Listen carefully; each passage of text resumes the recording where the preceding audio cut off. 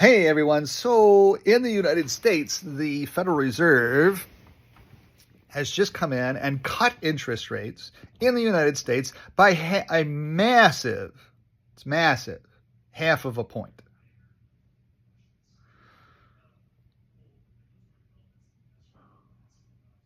They've signaled loud and clear that they're a political organization because the Federal Reserve has never cut so strongly in front of a presidential election. So what happens when the Federal Reserve cuts interest rates in front of an election is it gives the people in power, whether it's a Republican or a Democrat, doesn't matter. It gives them, the people in power, the opportunity to be able to go out and start campaigning on that, hey, look, I cut interest rates to help make your life cheaper. We care truly about you. Look what we just did. And Americans don't realize that they didn't do it, that it was the Federal Reserve, a completely disinterested what's supposed to be a disinterested third party cut by half a point. Now, what's also strange, that doesn't make any sense, is that they cut massively. Half a point is a massive cut in interest rates. Yet, yesterday, consumer spending was through the roof.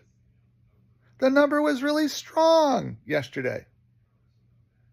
The consumer is not being hurt by this much inflation. They are. You are. Some of you are. Some of you watching are.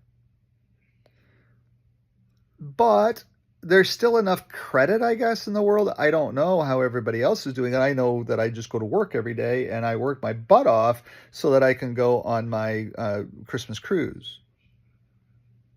I've already paid for it. So it's not financed in any way. I don't have a credit card bill with a 27.9% interest rate. I'm not that stupid. But somehow the government says, oh, gee, we need to cut by 0.5 basis points, half a point, because things are really bad economically out there. That's why Federal Reserves cut interest rates, is to avoid a recession. Because they see data that gets created by the government. They see data and say, uh-oh, there's this thing coming, there's that thing coming. We better start lowering interest rates, because they set interest rate policy. They also are in charge of employment policy as well, too. But so many Americans now have so many side gigs that aren't even counted as far as jobs go, that nobody's working anymore. So why count employment? Because nobody works anymore. It's part of the reason Chrysler's leaving Detroit. We can't get people to work. But we got to produce cars somehow, so we're going to have to move the plant. It just is what it is. And we're going to file a complaint. Okay, yeah, go ahead and file a complaint, but we can show you that you're not showing up. So we don't think that you have a basis to file a complaint, because your responsibility is to show up for work. You're not doing that. So at the end of the day, the problem is they cut half a point. There's a lag time between cuts and economic spurring of activity. So technically, the economic spurring of activity doesn't happen until 2025 anyway. But it gives the current sitting people the power to be able to say, we really care, we look what we just did to help you. But the spurring of activity doesn't happen until a future point in time, generally next quarter. So then the question becomes, the stock market's at all-time highs. How real is the data set? Because apparently the stock market should be going down because the Federal Reserve had to cut interest rates to spur the economy. because things are supposedly sucky out there. Yet stock market's at all-time highs. Corporate profits are at all-time highs. The party is out there talking about, we got to go after these mean, nasty corporations that are making all of this money because it's not fair. Okay, that's good. Maybe. I don't know. Doesn't understand it because it slows everything down then. So then is the Federal Reserve cutting a half a point because they think that this party will stay in power and this party is going to raise corporate income taxes from 22% to 28%, and that's going to crush the economy, so they're getting in front of that? It doesn't make any sense. I just sold $7,000 worth of Hot Wheels cars online this month. And you're trying to tell me that the economy sucks. And then it sucks so bad that you have to cut a massive 0.5%. And then next month, we're going to go back in. Next month, we're going to cut again. And we're going to go in next month, and we're going to cut again. And we're going to go in next month, and we're going to cut again. How is it that bad? We're bringing in all these workers because supposedly there's all these jobs. And then you're telling us that things really suck and you're going to have to cut interest rates by 0.5 point to spur the economy. Maybe you're spurring the economy for them to have jobs. Shh, Brian, you can't say that, Brian. You didn't say it. You did not say it, Brian. I should go back in and rewind that and delete it. Maybe that's what's going on. Interesting times. It makes no sense to do a massive cut like that with the data sets that we otherwise have that we're working with. It makes no sense at all. So, and the market will adjust to this. The market will say, gee, wait a second. Why? What's the Federal Reserve know? That our economy is this bad. And how bad are forward profits going to get? Because forward profits are the determination of value in the stock market. A stock today is priced today based upon what its next quarter results are projected to be. That's how we determine value. It's like an appraiser kind of guy going in saying, okay, where am I projecting things to be? And then you sign up of it. Here's what I think the value is in the future. Now, I look at it as a trader looking at my spreadsheet saying, here's what's supposed to happen. And 9 times out of 10, it happens. Patterns set up. But it's just weird. It is the craziest, stupidest of things. But then the other side comes in and says, okay, why a 0.5% rate cut? What is it? And I can tell you that the 0.5% rate cut was for mortgages.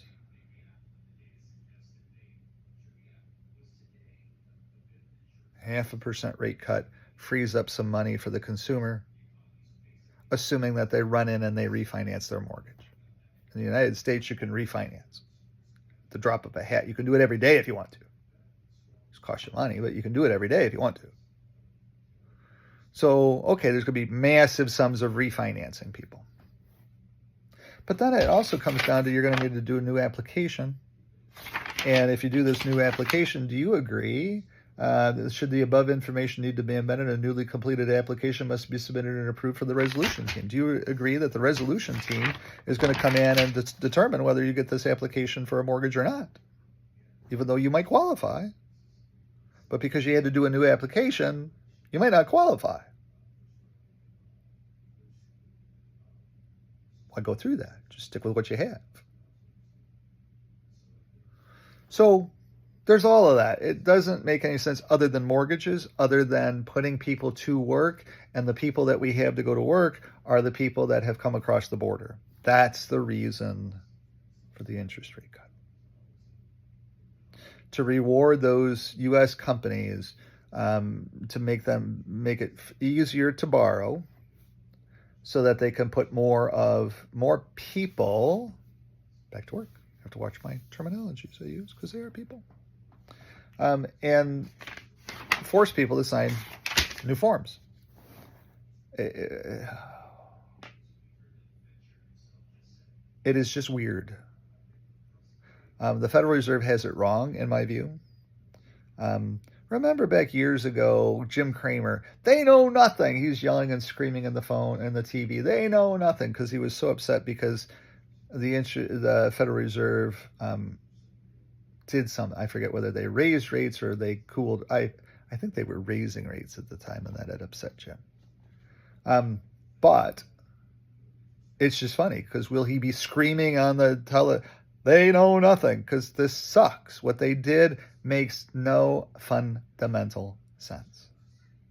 That they did it in such a draconian way. Dun, dun, dun, dun, dun, dun, dun, dun. Half a point. It's like, what the hell? You got it all wrong. And now, unfortunately, our economy will go soaring, and then inflation comes back in droves. That's the other thing I don't understand. If they're spurring the economy, and the economy spurring creates inflation, why else could they be wanting to spur the economy, one might think? We have to look at it internally and say what else is going on right now. So the ports on the East Coast and the Gulf Coast are getting ready to go on strike. People there want more money. They're like, we want to be paid $77 an hour instead of $12. Whatever they get paid, I don't know. I don't know what's going on with the union stuff there. I shouldn't paraphrase that, so sorry. But they're getting ready to go on strike. Shut everything down. Cause of inflation to go soaring. Because if you need an egg and you can't get it, then you're going to have to pay $17 for it. Which is really the right price to pay for an egg, because it's got to be trucked to you. You don't have a chicken in your backyard. We've been subsidizing the price of eggs because we go through a hell of a lot of eggs. It's what keeps the cost low. Volume is volume. But I digress. The other side to that is that if the ports shut down, Chrysler is leaving. They've announced, we're gone. We're moving our engineering departments across the globe. We're shutting down Sterling Heights Assembly. And we're moving that production to Sausalito, Mexico, where we have a plant that's already building pickup trucks. It's just a better place to be able to do our job. There's less intervention. Less people like what happened to me today. It's not pleasant. So anyway, okay. Chrysler also came out today, and they indefinitely furloughed their management team. Think about how bad that is when you have to go to your management team and say, we hate to do this to you, but we're going to send you home. We don't know when we're going to have you back, because things are really bad here at Chrysler. Not a good thing either. So, okay. What else is going on? John Deere. They get a big contract with whatever union represents John Deere. And they come out and they announce, we're moving all of our production because it's untenable. Nobody's showing up for work, and the people that do show up to work want too much money. We're not making enough money on a tractor in these inflationary times where steel costs X and Y and Z. So, and then we're getting rid of the U.S. steel plant. And we're letting that go to Japan.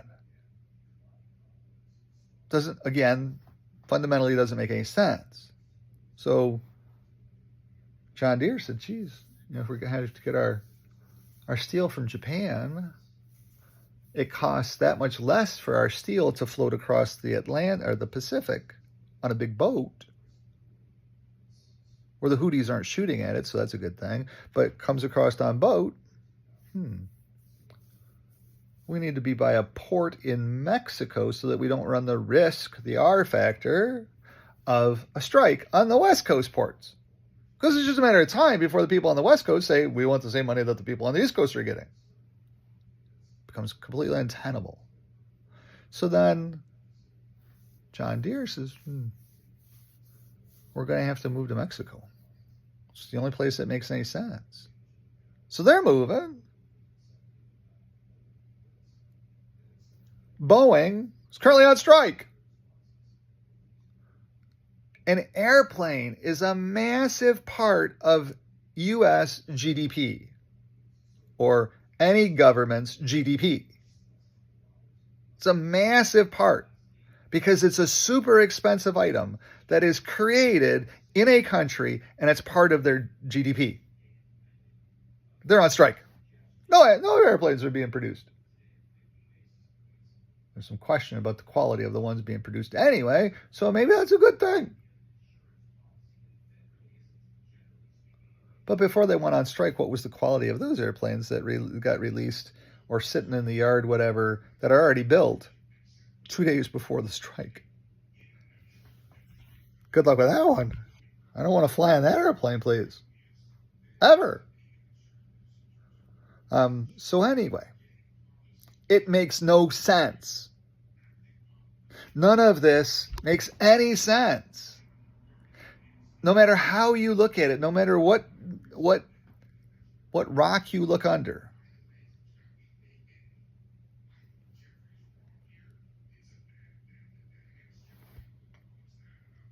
As a business guy with multiple degrees and designations, it makes no sense. Unless you ask the question, what are they seeing that scares them half to death that they have to give a 0.5 point rate cut to spur the economy? What do they know that we've been gaslighted on for the last 3.5 years of this presidency? Has it all been smoke and mirrors? You have to start asking those questions. And then with this next election, if the Federal Reserve cut interest rates by 0.5 point on your watch, Madam Vice President, how bad is it? What do we need to know? Because that's a massive cut. And why did the economy get so bad under your watch? If you admit that you were the last person in the room for the Afghanistan withdrawal, that it really was the buck stopped with you, and you admit that because you're trying to say, yeah, I was the last person in the room. Well, you were also the last person in the room on all this economic stuff. And why is it this bad then, Madam Vice President, that we need a massive 0.5% rate cut? What have you gaslighted us on? Americans get it. They're getting it in droves. The latest polling data shows that Pennsylvania is now more red than blue because Pennsylvanians are starting to get it. Michigan has turned red rather than blue because they're all losing their jobs. And the only guy that said, you auto workers, you got to listen to me. You're all going to be out of work if we go to this green mandate. And I'm going to stop the green mandate because we're just not there. We don't have the capacity. They built 8 charging stations in the United States with $40 billion. So how in the hell do they have the capacity? So it's all of that that's going on. That just makes completely no sense to me. I'll go back to work. Going back to doing the things that make sense. Got a lot of paperwork I got to get done, so I'll get going on that. But none of it makes any sense. The other thing I realized, too, is that I kind of need to get rid of the noise. There's some things I've been putting off, and I really got to take the bull by the horns and get them fixed, especially since I'm growing my business in this way.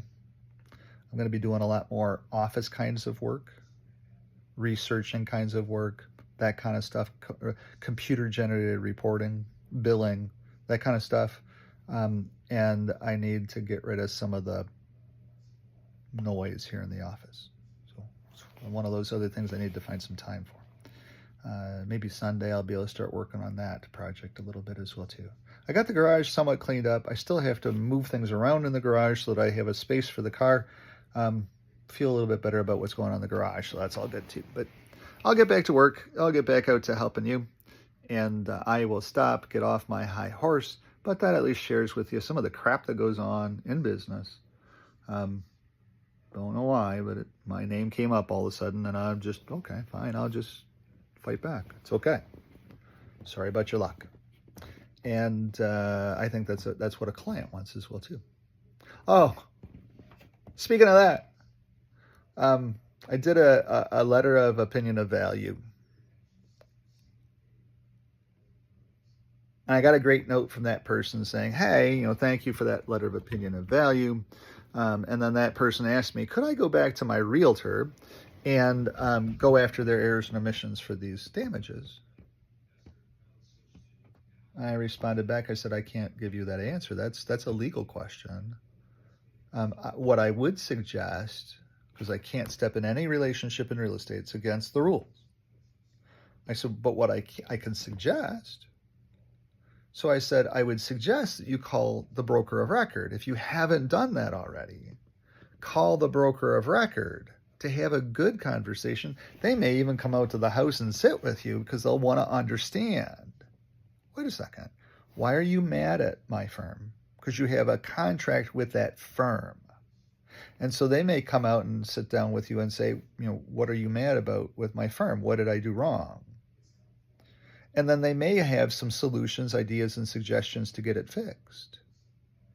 If you agree to them, because you're got the contract with the broker of record. So I said, maybe if you haven't done that yet, you need to be in contact with the broker of record to see if there's some good workarounds to this. She's thinking that she's being economically damaged, but she hasn't been economically damaged yet because she hasn't economically damaged somebody else yet. So there still is some hope that can get worked out.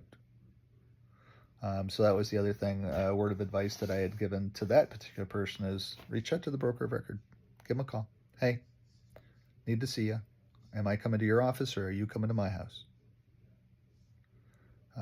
And go from there. Hopefully there's some resolution to that too for her. She's a fellow senior citizen and she doesn't need to be working through this stuff. And I don't know who created the train wreck, but the train wreck was created. Might have been both sides that created the train wreck too. Who knows? Don't know. Don't care. Don't need to know. It's not don't care, but probably don't need to know. It's way outside of my pay grade. Call the broker of record. You ever have a question about your realtor, call the broker of record. Hey, have a question. This is what came up. Just like I had to do today with a bully. I had no choice. As soon as he used his title, I'm like, uh-oh, that was a violation. I got to let them know. I don't want to have to let them know. But I have to let them know. Otherwise, they're not going to know. And I have no choice now because that person decided to go there. I just have to do this now because they decided to go there. Okay. Same thing with a real estate thing. If you're having a problem with your realtor, your contract is not with the realtor. It's with the broker of record, the brokerage. It's always been that way. Contact the broker of record. See if there's some resolution that the broker of record can recommend for you and do for you. They work for you. They're under contract with you. And it's really only the broker of record that allows you to escape the contract that you have. Okay? If you want out of your contract early, contact the broker of record. Let them know why. And then they decide yes or no. Then they can say no. I don't know very many brokers. I know I know a couple of brokers of record that would say no just for grins and giggles because they can. That may not be fair. I know several brokers or some brokers of record that would say no. And their decision on why they would say no is outside of my pay grade. That's, I guess, how I'm supposed to say that. But anyways, so thanks for watching, tuning in. Thank you for letting me share. Appreciate it. Things going on in the office. I'll get back to work. I'll get back helping people because that's what matters. Have a great day. Bye-bye.